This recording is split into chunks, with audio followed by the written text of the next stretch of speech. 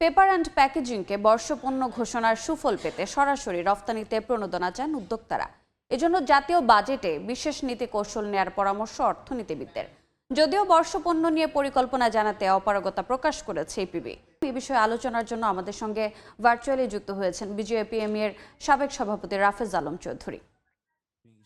জনাব রাফেজ আলম চৌধুরী, সময়ের বাণিজ্যে আপনাকে স্বাগত।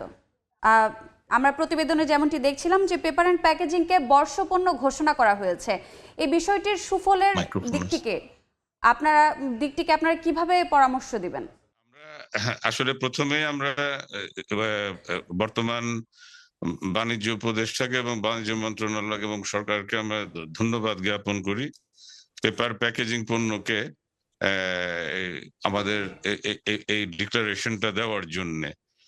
তো আমরা আসলে যে বিষয়গুলো এখানে অত্যন্ত প্রয়োজনীয়, আপনারা জানেন হয়তো যে বৈশ্বিক যে বাজার, গ্লোবাল মার্কেটে প্রায় $1.4 ট্রিলিয়ন প্যাকেজিং এর টোটাল মার্কেটটা।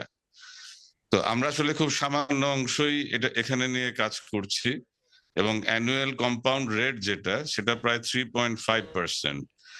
তো এই জায়গাটায় বিশেষ করে ই কমার্সের জন্য এই প্রায় দেখা যাচ্ছে যে প্রতিনিয়তই এটার প্রয়োজনীয়তা বাড়ছে এবং আমাদের এর জন্য যে প্রয়োজনগুলো সরকারের কাছ থেকে, সেটা হলো একটা অত্যন্ত আধুনিক ইনস্টিটিউট তৈরি করবার অতি সত্বর প্রয়োজন। এবং এর জন্য আমরা বেশ কিছু আগেই আমরা একটি পূর্বাঞ্চলে একটা জায়গা বরাদ্দ নিয়েছিলাম বেশ কয়েক বছর আগে, কিন্তু বিভিন্ন জটিলতার কারণে আমরা রাজুক থেকে সেটার এখনো বরাদ্দ পাইনি। যদি আমরা সেটা সময় মতো পেতাম, বাই দিস টাইম একটা ইনস্টিটিউট হতো, কারণ এখানে প্রতিনিয়ত ডিজাইন চেঞ্জ হয়, র মেটেরিয়াল আপডেট করতে হয় এবং র মেটেরিয়াল বিভিন্ন টাইপের রিসাইকেল এবং সাস্টেইনেবল আমাদের একটা প্যাকেজিং তৈরি করবার জন্য যা প্রয়োজন, সে ডিজাইন এবং সে মান তৈরি করবার জন্য ইনস্টিটিউট এবং দক্ষ লোকবলের প্রয়োজন, যা কিনা এই ইনস্টিটিউট হলে পরে আমরা সেই ধরনের ট্রেনিং এবং সেই ধরনের সিলেবাস আমরা ইনকর্পোরেট করে তাদেরকে দক্ষ করতে পারতাম। দ্বিতীয়ত, আমাদের এই জিনিসটাকে ডাইভার্সিফাইড প্রোডাক্ট হিসাবে বাইরের এক্সপোর্টের যথেষ্ট সম্ভাবনা, যেহেতু আপনি ইতিমধ্যেই জেনেছেন আমরা খুব সামান্য অংশই এখানে আমরা প্রডিউস করছি, যা বৈশ্বিক বাজারে এক্সপোর্ট করবার একটা বিরাট সম্ভাবনা সেখানে রয়ে গেছে। এবং যার জন্য এখানে আমরা মনে করি সরকার যদি এটাকে নতুন প্রোডাক্ট এবং ভালো এটাকে যদি আমাদেরকে উৎসাহিত করতে হয় এবং এটাকে আরো এক্সপেডাইট করতে হয়, তাহলে ক্যাশ ইনসেন্টিভ আমাদেরকে এখানে দেওয়া প্রয়োজন। এবং সবচেয়ে বড় আরো প্রয়োজন যেগুলো গুড গভর্নেন্সের, এবং এখানে যে ধরনের প্রতিবন্ধকতাগুলো বিভিন্ন ক্ষেত্রে আমরা সাধারণত দেখে থাকি, সেই সংস্থাগুলোর সাথে আমাদের প্রতিনিয়ত কাজ হয় সরকারি দপ্তরের সাথে, সে জায়গাগুলিকে আরো সহজীকরণ করা অতি প্রয়োজনীয়।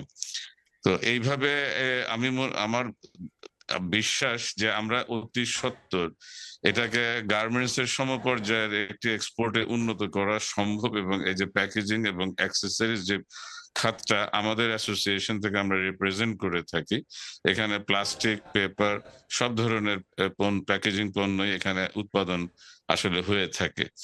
তো এখানে আমরা এটার জন্য আমাদের জাতীয় রাজস্ব বোর্ডের অধীনে যে দপ্তরগুলো রয়েছে তাদের সর্বাঙ্গীন সহযোগিতা, ব্যাংকিং খাতে একটি বিশেষ প্রয়োজনীয়তা, কারণ টেকনোলজি, উন্নত প্রযুক্তি এবং যেখানে আমাদেরকে মেশিনের মাধ্যমেই যেগুলোকে আমাদের উৎপাদন বাড়াতে হবে, সেই জায়গাটায় ব্যাংকিং ফ্যাসিলিটিসটাও আমাদেরকে লো কস্ট অফ ফান্ডে আমাদের ফান্ডিং করতে হবে।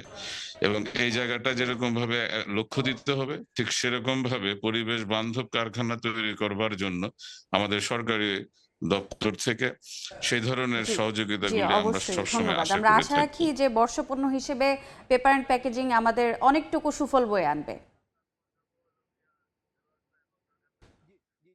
পেপার অ্যান্ড প্যাকেজিং নিয়ে আলোচনার জন্য আমাদের সঙ্গে ভার্চুয়ালি যুক্ত ছিলেন বিজিএপিএম এর সাবেক সভাপতি জনাব রাফেজ আলম চৌধুরী।